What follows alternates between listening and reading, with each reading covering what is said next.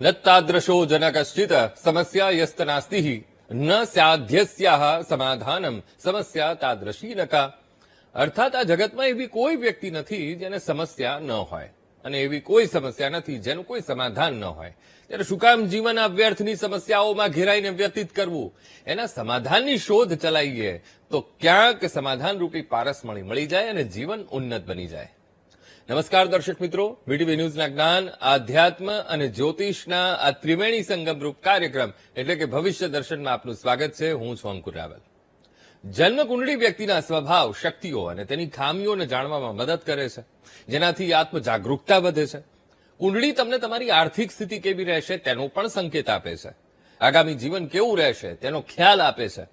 જ્યોતિષમાં ગ્રહોની યુતિ પણ સારા નરસા પરિણામો આપવામાં મહત્વની ભૂમિકા ભજવતી હોય છે. ત્યારે કયા ગ્રહની યુતિ શુભ ફળની પ્રાપ્તિ કરાવે અને કયા ગ્રહોની યુતિ નકારાત્મક પરિણામોની પ્રાપ્તિ કરાવે, તેમજ શુભ ગ્રહોની યુતિની કેવી અસર હોય છે, તેમજ અશુભ ગ્રહોની યુતિ જીવનમાં શું કરી શકે, એના જવાબ મેળવીશું. તેમજ 12 રાશિઓનું રાશિ ભવિષ્ય અને આપના ફોન કોલ્સના ઉત્તર તો ખરા જ, જેના માટે આપણી સાથે સ્ટુડિયોમાં જોડાયા છે જ્યોતિષાચાર્ય ડોક્ટર મહેન્દ્રભાઈ પંડ્યા. મહેન્દ્રભાઈ, સ્ટુડિયોમાં આપનું ખૂબ ખૂબ સ્વાગત છે. જય ગણેશ. જય ગણેશ. ધન્યવાદ. મહેન્દ્રભાઈ, સૌથી પહેલા આજનું પંચાંગ આપણા દર્શક મિત્રોને જણાવશો. શ્રી ગણેશાય નમઃ. તદેવ લગ્નમ સુદિનમ તદેવ તારાબલમ ચંદ્રબલમ તદેવ વિદ્યાબલમ દેવબલમ તદેવ લક્ષ્મી પતે તે ત્રિયુગમ સ્મરામી. પંચાંગ જોઈએ તો 12મા મહિનાની બીજી તારીખ 2025 મંગળવાર છે. આજે માગસર મહિનાના શુક્લ પક્ષની દ્વાદશી એટલે બારસ છે. દિનમાન પ્રમાણે બપોરે 3 કલાક અને 56 મિનિટે બારસ પૂરી થાય, ત્યારબાદ ત્રયોદશી એટલે 13ની શરૂઆત થશે. અશ્વિની નક્ષત્ર છે, વરિયાન યોગ છે અને બાલવ કરણ છે. આ થયું પંચાંગ.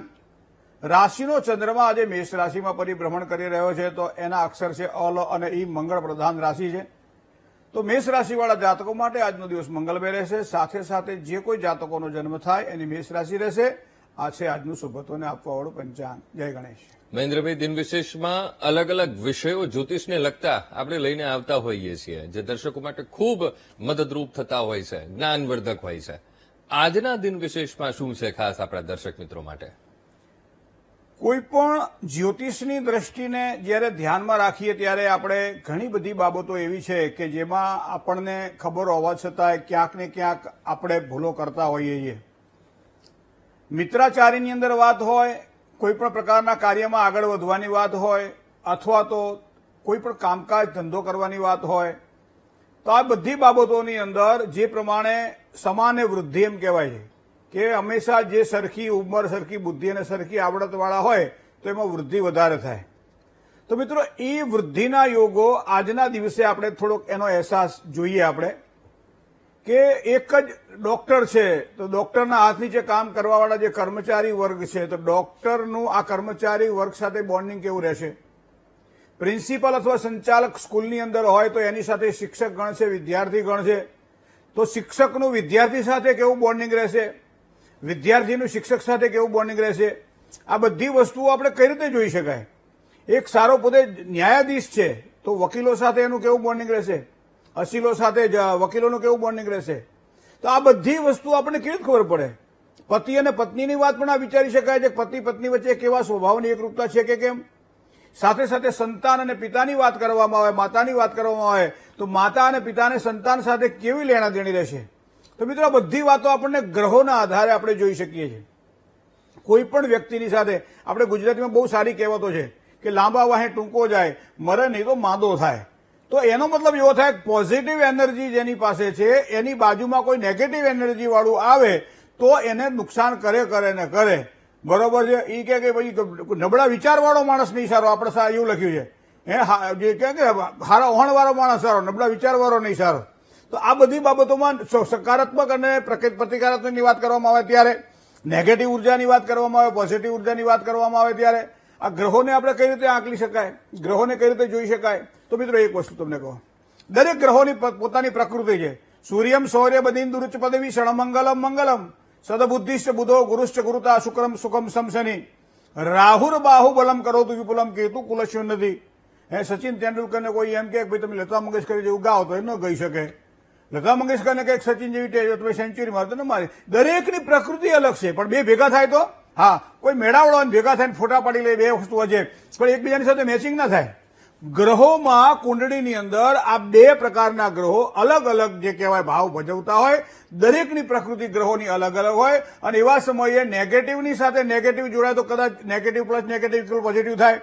પણ અહીં તો બંને જો પોઝિટિવ હોય તો વધારે પોઝિટિવિટી વધે. પણ હવે એક નકારાત્મક છે, એક સકારાત્મક છે, એક પોઝિટિવ છે, એક નેગેટિવ છે. તો આવા ગ્રહોની યુતિ આપણે ઘણી વખત નહીં કહેતા કે શનિ અને રાહુના તમારા કુંડળીમાં શ્રાપિત યોગ બને છે તો એની વિધિ કરાવી નાખજો. કહીએ ને આપણે ચંદ્ર અને શનિનો વિષ યોગ બને છે તમે પૂજા કરાવી નાખજો. સૂર્ય સાથે રાહુનો ગ્રહણ યોગ બને તો પૂજા કરાય. તો આ મારા તમારા સમજવા માટે આ વસ્તુ છે મિત્રો. પણ હકીકતમાં એવું છે કે એની પોઝિટિવ ને નેગેટિવ એનર્જી મને કેવી રીતે અસર કરે. હું તમને એક જ ઉદાહરણ આપું કે તમે બે ગ્રહોને સાથે તમે લઈ લો તો એને યુતિ કહેવામાં આવે. યુતિ એટલે જોડાણ. 12 અંશની અંદર જયારે ગ્રહ આવતો હોય ત્યારે એ યુતિમાં આવે છે અને યુતિમાં આવતો આ ગ્રહ કેવા પરિણામ આપે. તો એક જ ઉદાહરણ તમને આપું કે ગ્રહનું દરેકનું પોતાનું અસ્તિત્વ છે. દરેક ગ્રહોની પોતાનું એક નક્ષત્ર છે, નક્ષત્રની એનું ચરણ છે અને એ પ્રમાણે એનો પોતાનો એક ભાવ ભજવે છે. હવે હું તમને કહું, તમારી કુંડળીમાં એક આ જો કોઈ પણ વ્યક્તિ જયારે અમારી પાસે આવે કે આ વ્યક્તિ સાથે ભાગીદારી કરવી છે, આ વ્યક્તિ સાથે કામકાજ કરવું છે, આ વ્યક્તિ સાથે ધંધાની અંદર આગળ વધવું છે, આ વ્યક્તિ પાસે પૈસો લાવવો છે અથવા તો આ વ્યક્તિની સાથે કોઈ ને કોઈ પ્રકારે અમારે જોડાવું છે અને એવા સમયે કદાચ કુંડળીમાં અમે જોઈએ કે કર્ક રાશિની અંદર જો મંગળ પડ્યો હોય, મંગળ કર્ક રાશિમાં નીચેનો થાય, બધા જ્યોતિષીઓને આ વસ્તુની ખબર છે. તો એનો મતલબ એવો થાય કર્ક રાશિમાં જયારે મંગળ હોય ત્યારે જો પૈસા માટે સારો પાછો મંગળ, કારણ કે મંગળ છે એ સામાન્ય રીતે એક પોઝિટિવિટી આપે, એ સારો એના માટે, બરાબર. પણ કર્કનો મંગળ અમે જોયા પછી સામેની વ્યક્તિની કુંડળીની અંદર આ ગ્રહ ક્યાં કેવી રીતનો જોડાયેલો છે જો જોઈએ તો આવો માણસ હંમેશા ઓછા બોલો હોય, સારો હોય, એ બધી જ વસ્તુ એની પોઝિટિવ છે. પણ સાથે સાથે તમને કહું આ માણસ છે ને થોડો ખંધો હોય, બધા ના હોય, અંશાત્મક દ્રષ્ટિએ જોવું પડે. કર્ક રાશિનું જે કહેવાય કે બીજું જોવું પડે એનું, એ કર્ક રાશિ દરેક રાશિને પણ પોતાના અંશ હોય છે, એ જોવા પડે. ગ્રહના અંશ જોવા પડે, એ ગ્રહના અંશને રાશિના અંશ જો નજીક હોય. આ બધી પ્રેક્ટિકલ વાતો સમજી શકાય એવી નથી પણ સાંભળવી સારી લાગે. શું કામ કે ભવિષ્યની અંદર કોઈ વ્યક્તિ સાથે જયારે કામકાજ કરવાનું હોય અને આ પ્રમાણે જો જોવા જઈએ તો આ વ્યક્તિ તમને ખંધો જોવા મળે, આ વ્યક્તિ તમને લુચ્ચો જોવા મળે, આ વ્યક્તિ તમને જૂઠો અને અપ્રામાણિક જોવા મળે. હવે એની સાથે ધંધો થાય ના થાય. શું કામ ના થાય કે આનો ભરોસો કરતા પહેલા વિચાર કરવો પડે. કોઈ પતિ પત્નીમાં પણ તમારે જે લગ્ન મેળાપ કરતી વખતે આ વસ્તુ અમે જોતા હોઈએ છીએ કે કર્ક રાશિનો મંગળ ક્યાંક નુકસાન તો નથી કરાવતો ને. આ બધી બાબતોને આપણે ધ્યાન રાખી શકીએ. બીજું તમને કહું, સામાન્ય રીતે તમે જુઓ કે મંગળ સાથે જોડાયેલો આ બુધ, તો બુધ તો વાણીનો કારક ગ્રહ છે, મંગળ પરાક્રમનો કારક છે, પણ આ બે ભેગા થાય એટલે માણસ કપટી થાય. તો એનો મતલબ એવો થાય કપટયુક્ત જીવન એના માણસને જીવનમાં નુકસાન કરાવડાવે અને હંમેશા આને કપટયુગ કહેવામાં આવે છે. અને ભાઈ કર્ક રાશિમાં મીન રાશિમાં જો આ હોય ને તો વધારે ભયાનક માનવામાં આવે. તો આ ગ્રહોની યુતિ થઈ. યુતિ મતલબ જોડાણ થાય. આપણે આખું જે આકાશ છે એ ભચક્ર છે, ભચક્રના 360 અંશ છે અને એની અંદર સમસપ્તક યુગ. તમે જોજો સૂર્ય અને ચંદ્ર જયારે ભેગા બેસે ને ત્યારે અમાવાસ્યા કહેવાય. પછીની તરક્કી શરૂ થાય, એકમ, બી, ત્રીજ, ચોથ, પાંચમ, છઠ, સાતમ તરક્કી ચાલુ થાય ને, પૂર્ણિમા સુધી આવે, 180 અંશ સુધી આવે, મતલબ પૂર્ણિમા થઈ. હવે જ્યાં તરક્કીની આમ કહેવાય ચરમસીમા આવી જાય અને પછી તરત જ એ પાછો એ પોતાના અંશ બદલી નાખે અને એ પ્રમાણે 180 અંશથી પછી આગળ જાય તો 360 અંશ સુધી જયારે આવે તો પાછો અમાવાસ્યા થઈ જાય.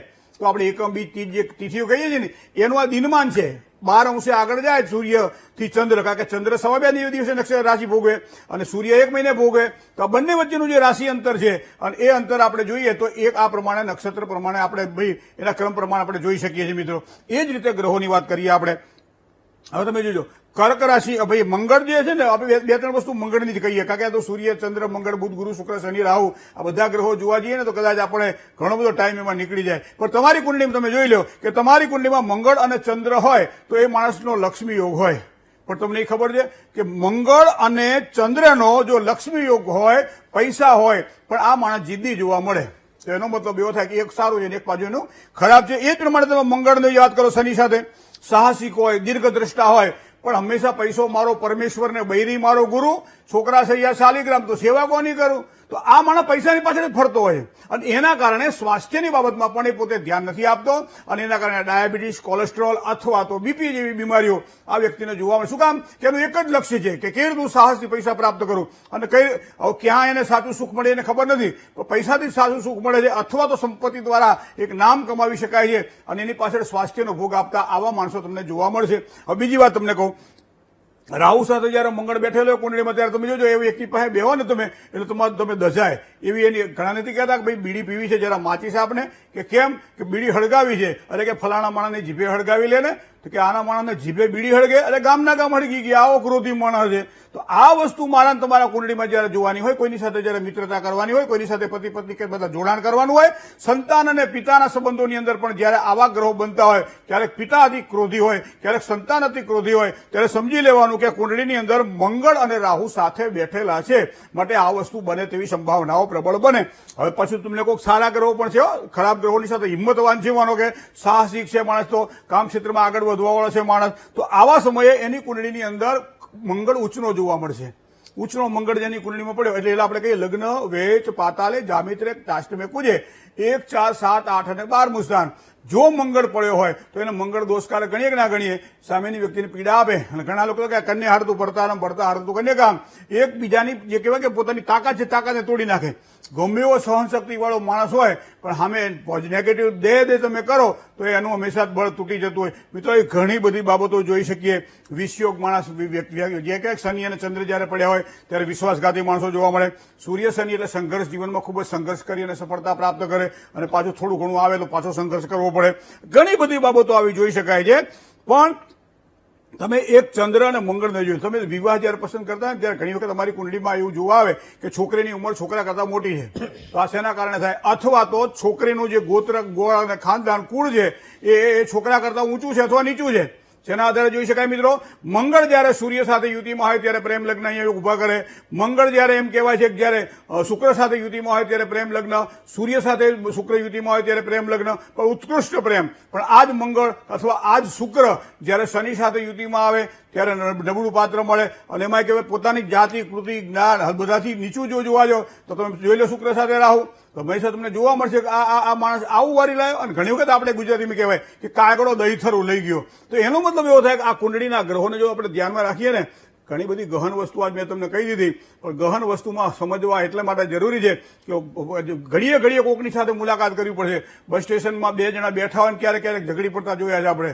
અને આખી જિંદગી શાંતિથી જીવન પસાર કરતા માણસોને આપણે જોયા છે મતલબ પોઝિટિવની સાથે પોઝિટિવ જોડાય તો પોઝિટિવ થાય પોઝિટિવની સાથે નેગેટિવ જોવાય તો મધ્યમ થાય પણ નેગેટિવની સાથે નેગેટિવ જોવાય તો એ પછી તકલીફ આપે છે આ જ નક્ષત્રોના આધારે ગ્રહ મંડળને જો ધ્યાનમાં રાખો અને પછી મિત્રતા ખેડવો લગ્ન જીવનના સંબંધોની વાત કરો પિતા પુત્રના સંબંધોની વાત કરો પરિવારજનોમાં કેટલા માણસો છે એ સંબંધોની વાત કરો સાથે સાથે પાડોશીઓની વાત કરો પાડોશીની સાથે હારામારું બને ક્યારેક ક્યારેક પાડોશીની યાર બગડે શું કામ બગડે કે મારી કુંડળીમાં ગ્રહો કદાચ એવા સારા નથી કે જેના કારણે સામેની વ્યક્તિ તરફથી મને સારું અને સાચું સુખ પ્રાપ્ત થાય આવી નાની નાની બાબતો પણ ગ્રહોના આધારે જોઈ શકાય છે જય ગણેશ આપણે ગ્રહોની યુતિ પ્રતિયુતિની આપણે વાત કરી રહ્યા છીએ હવે ગ્રહોની યુતિ પ્રતિયુતિ દ્રષ્ટિ સંબંધ પણ થતો હોય છે હવે જ્યારે ગ્રહો યુતિ કરે ત્યારે આપણે એક માની લો એક ઉદાહરણ તરીકે આપણે શનિચંદ્રને લઈએ છીએ શનિચંદ્ર સાથે આવે એટલે આપણે એને વિષયોગ કહેતા હોઈએ છીએ અથવા તો દ્રષ્ટિ સંબંધ થાય તો પણ એને વિષયોગ આપણે કહેતા હોઈએ છીએ હવે આમાં ડિગ્રીની ભૂમિકા કેટલી મહત્વપૂર્ણ હોય છે ડિગ્રી વધારે વત્તા ઓછા હોય તો શું એ યોગ બને છે એવું કહી શકાય સાણંદથી સરખેજનો 11 કિલોમીટરનો રસ્તો છે પણ આ બાજુ સનાથનની આ બાજુ તમે આવો એટલે તમને કોઈ પૂછે કે તમે ક્યાં છો તો કે ભાઈ અમદાવાદમાં છું બરાબર કારણ કે અમદાવાદની અંદર એન્ટર થયા હકીકતમાં અમદાવાદથી સાણંદનો 11 કિલોમીટરનો રસ્તો છે હવે એની જગ્યાએ સરખેજથી નરોડાનો પાછો 17 કિલોમીટરનો રસ્તો છે અથવા તો તમે આ ઈસનપુર કે બીજે ત્યાં મોટેરા જાઓ તો એ દૂર છે પણ છતાં કહેવાય શું કે અમદાવાદમાં છે પણ અમદાવાદની અંદર નથી બરાબર છે એ જ પ્રમાણે કુંડળીમાં જે પ્રશ્ન કર્યો તમારો પ્રશ્ન બિલકુલ સાચો છે સમસપ્તક યોગ યુતિ પ્રતિયુતિ એકથી વધારે ગ્રહો એક સાથે રહેવું આ બધા અલગ અલગ પરિણામો આપે આ મેં બેને કીધું લગ્ન યોગ ક્યારે બરાબર તો જુઓ તમે કે મેષ રાશિની અંદર 7મું સ્થાન એટલે દાંપત્યનું સ્થાન છે કોઈ પણ જવાબ આપવાનો કઈ રીતે આપી શકાય આપણે જ્યોતિષીની દ્રષ્ટિએ જવાબ આપવો હોય તો કઈ રીતે આપી શકાય કારણ કે જ્યોતિષ એ સિદ્ધાંતોનું શાસ્ત્ર છે હું કહું જાઓ થઈ જશે 150% એમ ના થાય તમારા ભાગ્યમાં હોવું જોઈએ બરાબર હું તો સ્ટેશન માસ્ટર જેવું કામ કરું કઈ બસ કેટલા વાગે ઉપડે હું તમને કહું હવે બસ વહેલી થાય મોડી થાય ડોક્ટર ચા બીડી પીવા આપણે શું કહે ડ્રાઈવર બીડી પીવા રોકાણો હોય ચા પીવા રોકાણો તો 10 મિનિટ લેટે પડે બરાબર અથવા પંચર પડ્યું આકસ્મિક કંઈક થયું તો લેટે પડે આવી બધી વસ્તુઓ બને તો એ જ પ્રમાણે અહીંયા યુતિ પ્રતિયુતિની ધ્યાનમાં તમે કહ્યું પ્રમાણે માનો કે અહીંયા જે તમે ગુરુ જુઓ તો મેષ રાશિમાં હવે મેષ રાશિની અંદર ગુરુ એમ કહેવાય છે કે જ્યારે પણ આવે ત્યારે લગ્ન યોગમાં વિલંબ કરાવડાવે, કારણ કે ગુરુ એ આધ્યાત્મિકતાનો કારક ગ્રહ છે, યોગ્ય પાત્ર જ ના મળે એને. હવે એમાં પાછો શનિ ભળે. હવે શનિ માટે એમ કહે છે કે સ્થાન વૃદ્ધિ કરો તો શનિ સ્થાનની વૃદ્ધિ કરે. હવે અંશાત્મક દ્રષ્ટિએ તમે જુઓ, ગુરુ 9 અંશનો છે અને શનિ થયો 2 અંશનો, તો ભેગા થઈ ગયા 12 અંશની અંદર 2 આવી ગયા ગ્રહો. તો એનો મતલબ કે આ શનિ સાથે બેઠેલો ગુરુ અવશ્ય એને ક્યાંક ને ક્યાંક તકલીફ આપે, ધીમી ગતિએ કામ કરાવડાવે. વધારે હોય તો 12 અંશથી વધારે અંતર હોય તો યુતિ જેવું ફળ ના મળે. ઘણા બધા અત્યારે બધા એવું કહે છે કે ભાઈ શનિની દ્રષ્ટિ ચંદ્ર ઉપર પડે છે, માનો 7મા સ્થાનમાં શનિ છે અને 9મા સ્થાનમાં ચંદ્ર છે, તો શનિની દ્રષ્ટિ ચંદ્ર ઉપર પડે તો 20 યોગ થાય. તો ક્યાંય આવો ઉલ્લેખ નથી, બરાબર? કારણ કે એ બંને વસ્તુ અલગ અલગ છે. અને અંશાત્મક દ્રષ્ટિએ જોવા તો 3 તરી 90 અંશથી વધારે દૂર છે, તો એની અસર કેવી રીતે થાય? બરાબર, આપણે કઈ જયારે ગ્રહણ યોગ હોય, ગ્રહણ હોય આકાશની અંદર ચાલતું હોય, ત્યારે એમ કે એના શરીર ઉપર એના પેલા ના પડવા જોઈએ, બરાબર? પણ ઘરમાં બેઠા હોય તો, ધાબાવાળું ઘર હોય તો, ચારે બાજુથી દરવાજાઓ દિવાલો બંધ હોય તો ના અસર થાય એની. એ જ પ્રમાણે કુંડળીની અંદર બીજી વસ્તુ તમને કહું, બેને પૂછ્યું કે ભાઈ નોકરીના યોગ ક્યારે, તો નોકરીમાં બધા ભાગ્યસ્થાન જોવાતું હોય છે. હવે ભાગ્યસ્થાનની અંદર જો આપણે વિચાર કરીએ, કુંડળીને જે ધ્યાનમાં રાખીએ, તો મિથુન રાશિ એ ભાગ્યસ્થાનની રાશિ છે. તો મતલબ કે કોઈ પણ સરકારી નોકરી માટે સૂર્ય અને શનિ 2 પાવરફુલ જોઈએ. શનિ એટલે સેલ્ફ, એટલે પોતે, સરકારી એટલે સૂર્ય. તો સૂર્ય અને બુધ પાવરફુલ જોઈએ. તો અહીંયા સૂર્ય જે કુંડળીમાં છે તો રાહુ સાથે યુતિમાં છે, પણ એટલું સારું છે કે બુધ સાથે પણ યુતિમાં છે, જેને બુધાદિત્ય યોગ કહેવામાં આવે. અને મોટા ભાગે સૂર્ય બુધની આજુબાજુ જોવા મળે. બુધ અને આદિત્ય એટલે સૂર્ય, બરાબર? વિષયોગ એટલે ચંદ્ર અને શનિ. તો ચંદ્ર એટલે દૂધ છે અને શનિ એટલે જેને કહેવાય ને કે ખટાશ છે. તો ખટાશને દૂધમાં ભેળવો એટલે એ દૂધ કાં તમારું દહીં થઈ જાય અથવા તો ફાટી જાય. એ પ્રમાણે કઈ રીતે થાય? ઘણી વખત રાહુ જેવો ગ્રહ પડે તો પાછો એ ગ્રહણ યોગ કરી નાખે. તો એનો મતલબ એવો થાય કે ચંદ્રને પોતાનું ગયું, રાહુનું બળ વધી ગયું, જેના કારણે સારા પરિણામ મળવો જોઈએ, ના મળે. આ યુતિનો મતલબ જ આ છે કે 2 ગ્રહો અંશાત્મક દ્રષ્ટિએ 12 અંશની અંદર વધારે નજીક હોય ત્યારે એના પરિણામ આપે ને આપે. બીજું તમને કહું, કોઈ ઘણા બધા પૂછતા હોય કે જીવન સાથે કેવો મળશે, કે જીવન સંગીની કેવી મળશે. અને એવા સમયે કુંડલીમાં અમે જોઈ લઈએ કે ચંદ્ર સાથે બેઠેલો મંગળ બહુ જ 2 તેજસ્વી ગ્રહો છે. ચંદ્ર કુંડળીની અંદર મંગળ સાથે જયારે બેઠેલો હોય, અંશાત્મક દ્રષ્ટિએ 12 અંશથી જયારે અંદર હોય, એમાં ખાસ કરી 5, 6 કે 7 ડિગ્રીનો હોય, ત્યારે આ વ્યક્તિને પોતે ઈચ્છે એના કરતા વધારે સારા એનો જીવન સાથી એને મળે. અને સાથે સાથે એમ કહેવાય છે કે વિવાહ પછી એનો ભાગ્યોદય કરાવે. ઘણી વખત વિવાહ વખતે તમે જુઓ કે એનો પગાર ના હોય બરાબર, નોકરી ઠેકાણા વગરની હોય, છતાં લગ્ન થઈ જાય એટલે ગામડાઓમાં પહેલા કહેવાતું કે જે વ્યક્તિ જયારે લગ્ન કરવાનું હોય ત્યારે વર જોઈને દેવું, ઘર જોઈને નહીં. આવું પહેલા કહેવત હતી કે ભાઈ વર જોઈને કન્યા દેવી, ઘર જોઈને ના દેવી, કે ઘર તો વેચીએ અમારે કાલ હવારમાં, પણ વર હારો હશે તો 2 ઘર બીજા બનાવશે. અને એ કુંડળીની અંદર ચંદ્ર મંગળ જયારે યુતિમાં હોય ત્યારે ગમે એવું પરિસ્થિતિ એની હોય, પણ લગ્ન પછી એનો ભાગ્યોદય જયારે દેખાતો હોય ત્યારે એ પ્રમાણે એના ફળ પ્રાપ્તિના અવસરો ઉભા થાય. આ કુંડળીના ગ્રહો છે. ખૂબ સરસ.